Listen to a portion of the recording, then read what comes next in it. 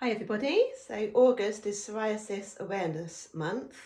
So on my Instagram I've asked for some questions and I'm going to do a few videos this month to explain a bit more about the natural healing methods of psoriasis and a bit more about the biochemistry, and just hopefully so that people can understand that psoriasis is something that's happening on the inside, which means there's things that we can do to help it. So somebody asked me about stress. Stress is such a big factor with psoriasis. I just wanted to do a diagram because I think it's quite easy to put stress quite low down on the priority list. People think, oh, you're stressed, deal with it kind of thing.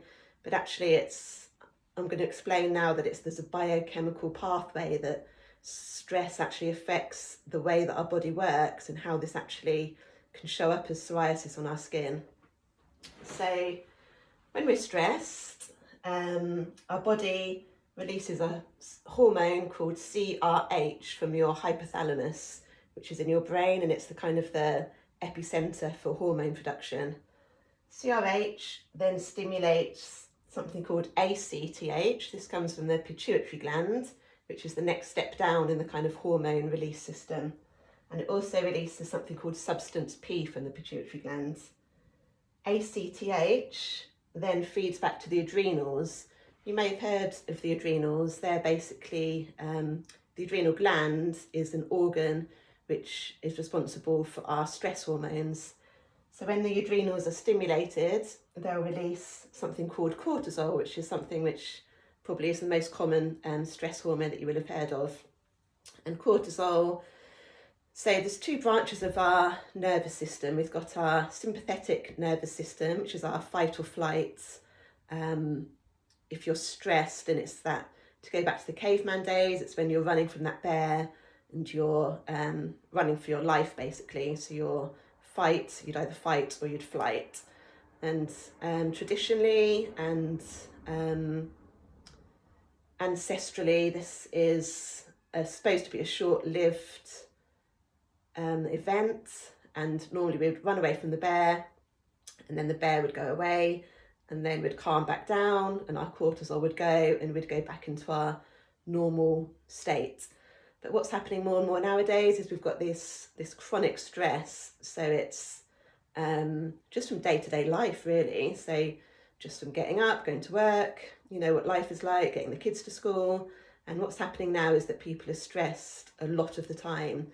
So basically this cortisol is always in the system, where it used to be there and then disappear when we'd stopped running from the bear. It's now there a lot of the time, which means cortisol is running through our system a lot of the time, which means our sympathetic nervous system is often activated, which is when we can have this kind of chronic stress condition. The other side of the nervous system is the parasympathetic nervous system, which is the rest or digest branch. And there's various ways that we can get to this. Breathing is just a great way to signal to our body that you're safe. So meditative breathing, breath work, yoga, anything like this, just the deep breaths signal to our body that we're safe, and it flips us into that parasympathetic nervous system. But the adrenals, as well as cortisol. So cortisol, depending, you may have heard of something called adrenal fatigue, which is really a whole other subject. Adrenal fatigue means that your adrenals are tired. You've just had too much cortisol over too long a period of time. And when this happens, your cortisol just flatlines down here. So we'll either have too much cortisol if you're not fatigued, or too little if you are fatigued. So also we've got adrenaline and noradrenaline then, which are produced by the adrenal gland. So it's the adrenaline and the noradrenaline which then feeds to something called the mast cells, and the mast cells then produce an inflammatory substance called the cytokines. You may have heard of them. And the cytokines literally are responsible for inflammation. And in psoriasis, this means overproduction of the keratinocytes, which are the skin cells on the surface of the skin, and they're activated and the keratinocytes are overgrowing, and that's when we get psoriasis. So you can see kind of in a diagram, this is how stress up here eventually leads to inflammation and psoriasis. So it's such an important thing to get a hold of. In studies, kind of 80% of people with psoriasis are saying that stress is a trigger or is known to drive the psoriasis. Personally, for myself, my psoriasis really took hold after I'd had my first child. So obviously, time of high stress, lack of sleep, everything going on there. So ways to handle the stress, I've already talked about the parasympathetic nervous system, so it's really about tapping into this. Meditation is amazing. I'm really fond of a guy called John Kabat-Zinn, who did a study on people with psoriasis and found that those who were undergoing light therapy, if they meditated at the same time, their psoriasis cleared 4 times faster than if they weren't meditating. He's got some meditations himself that you can listen to on YouTube. There's one specifically for psoriasis that you do have to pay for, but it's good if you want one specifically for psoriasis. Well, basically just any kind of guided meditation, anything that works for you.